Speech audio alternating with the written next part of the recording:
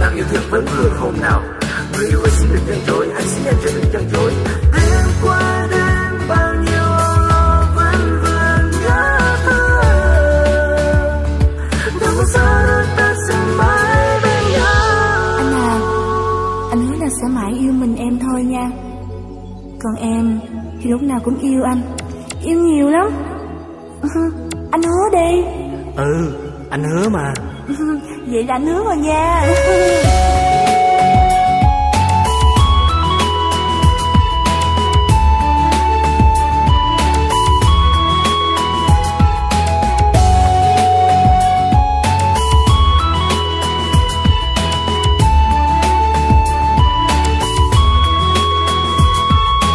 Nói với em một câu, anh chỉ yêu mình em. Ta trao nhau lời yêu đêm nào mình mong yêu nhau đằng sau. Hứa chỉ yêu mình em, anh sẽ không đổi thay. Đêm qua mơ ngày em bên anh, mình nắm tay đi người ơi. Rằng anh chỉ yêu mình em nhé, hãy nói yêu em hoài.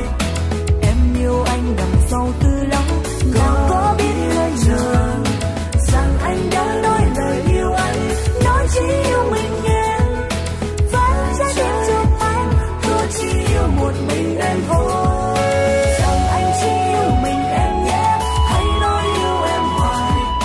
em yêu anh đằng sau từ lâu, nào có biết người chờ. Rằng anh đã nói lời yêu anh, nói chỉ yêu mình em. Vẫn sẽ đến cho anh, Hứa chỉ yêu một mình em thôi. Rằng anh chỉ yêu mình em nhé, hãy nói yêu em hoài. em yêu anh đằng sau từ lâu, nào